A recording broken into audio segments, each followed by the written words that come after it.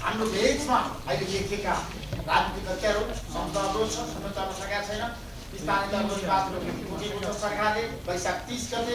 त्यसमा राष्ट्रिय जनता पार्टी नेपाल कसरी अगाडि बढ्दैछ, कोसँग गठबन्धन गर्दैछ र आगामी निर्वाचन सङ्घ प्रदेशको निर्वाचन हुँदैछ त्यसको तयारी के छ, पार्टीको अब संरचना सङ्गठन विस्तार गर्न उहाँले कस्तो गुरुयोजना ल्याउनु भएको छ र अन्य एजेन्डाहरू जस्तै हिन्दू राष्ट्र नेपाल बनाउने हकमा कस्तो किसिमको गुरुयोजना छ। आज उहाँले संक्षिप्त देशको समग्र राजनीति कूटनीतिक र अन्तर्राष्ट्रिय क्षेत्रमा देखिएको नेपाल चीन सम्बन्ध, नेपाल भारत सम्बन्ध, नेपाल अमेरिका सम्बन्ध र युक्रेन र रुसको जुन किसिमको द्वन्द्व विवाद र वार युद्ध यसबारे पनि उहाँले संक्षिप्त सबै विषयवस्तुमा आफ्नो राख्नुहुन्छ। म सबभन्दा बढी धन्यवाद रिपोर्टर्स क्लबका अध्यक्ष ऋषि ढङ्गाज्यू। आज धेरै लामो समयपछि र खास गरी राप्रपा नेपाललाई पुनर्जागृत गरेपछि पहिलोपटक रिपोर्टर्स क्लबमा आएर पत्रकार साथीहरूसँग भेटघाट गर्न पाउँदा खुसी लागेको छ। ऋषिजीलाई धन्यवाद दिन चाहन्छु।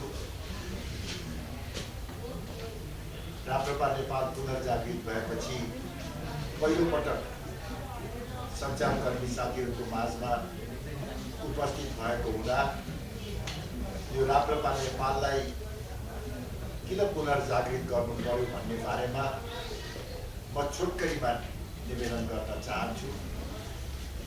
यहाँ सबैलाई थाहा नै छ 2063 सालको राजनीतिक परिवर्तनपछि नेपालको राष्ट्रिय राजनीतिमा फरक विचार, अलग पहिचान र वैकल्पिक मार्गचित्र बोकेर राप्रपा नेपालको स्थापना भएको थियो। मुख्य रूपले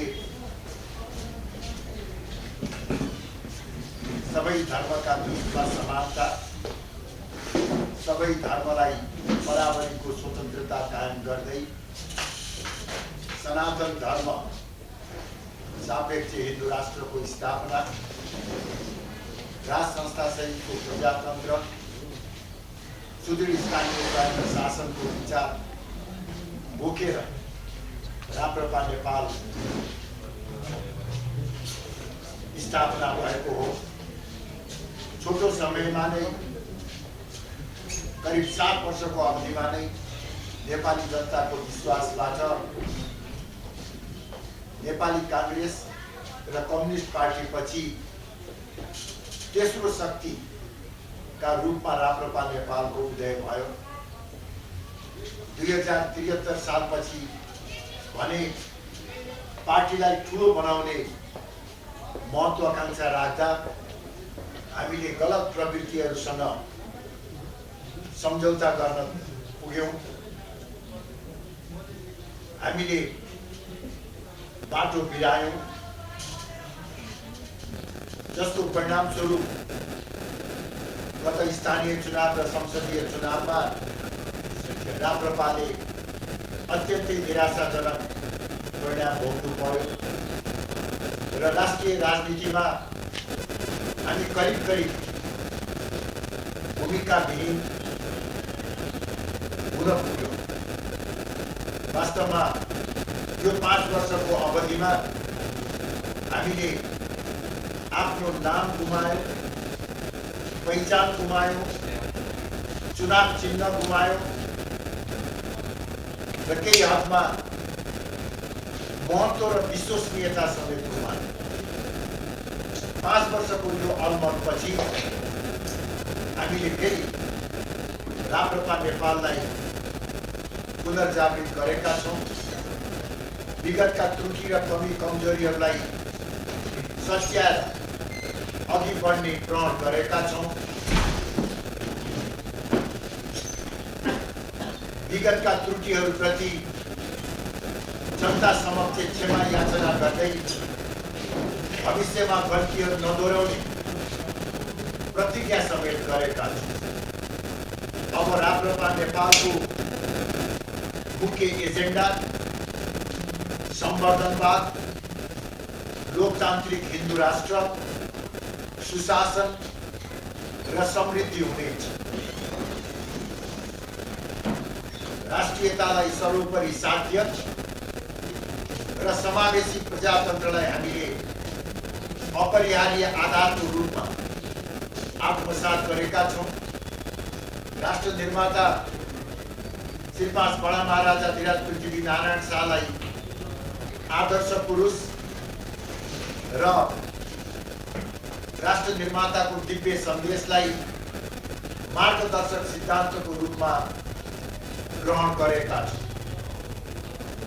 राप्रपा नेपालले महिला वर्ग, आदिवासी, जनजाति, थारू र अल्पसंख्यक समुदायको हित र अधिकारको निमित्त उच्च प्राथमिकता दिनेछ भने हामीले उदार खुला बजारमुखी अर्थतन्त्र अवलम्बन गर्दै लोक कल्याणकारी मान्यता अनुरूप समृद्ध नेपाल निर्माण गर्ने उद्देश्य राखेका छौँ।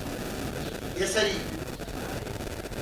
राप्रपा नेपाल पुनर्जागृत भएको छ र राप्रपा नेपाल पुनर्जागृत भएको आज 21 दिन मात्रै पुरा भएको छ। यो अवधिमा देशका विभिन्न जिल्लाहरूमा पार्टीको सङ्गठनहरू खडा भएका छन्।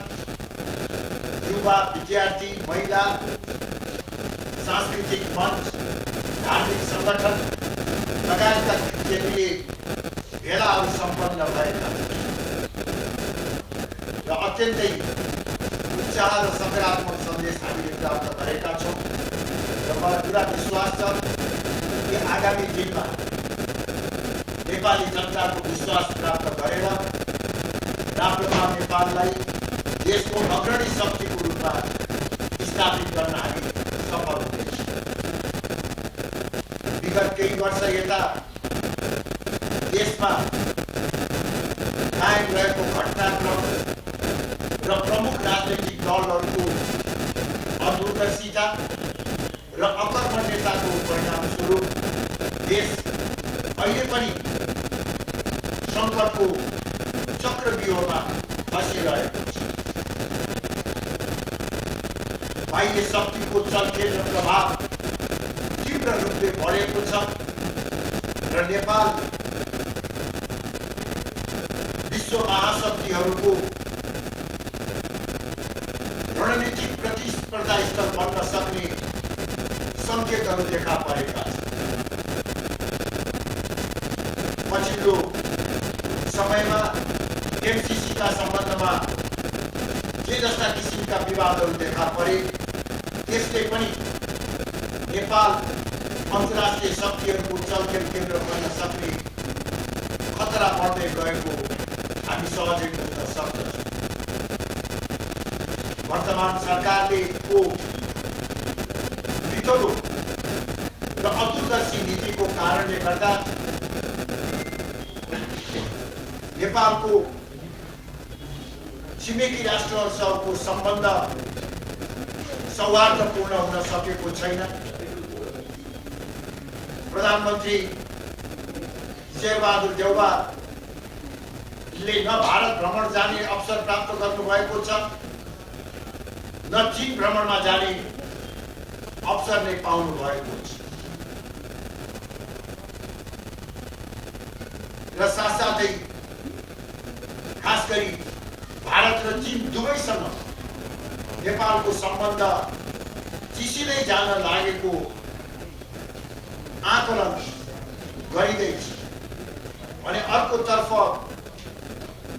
अहिले प्रमुख राजनीतिक दलहरूको अदूरदर्शिता र सत्ता लोलुपताको कारणले गर्दा देशमा लोकतन्त्रको आवरणमा सर्वसत्तावाद हावी भइराखेको छ।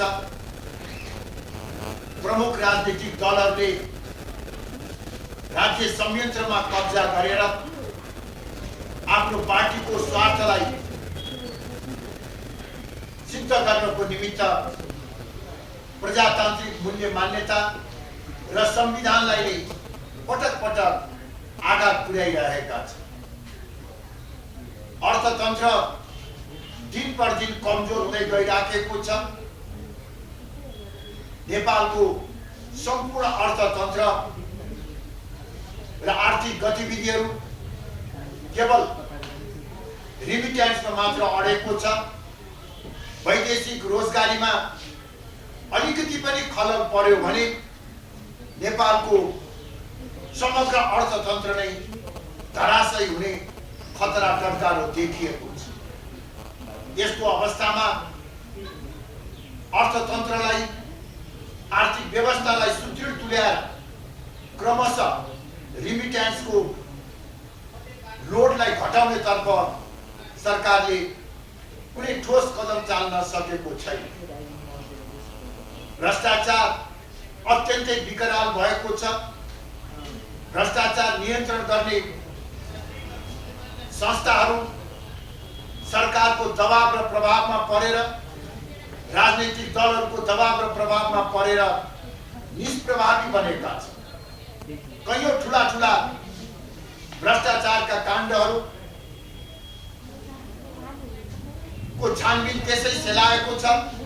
छानबिन भएर अदालतसम्म पुगेको मुद्दाहरूमा पनि सम्बन्धित निकायले ठोस र प्रभावकारी कदम चाल्न सकिराखेको छैन भने अर्कोतर्फ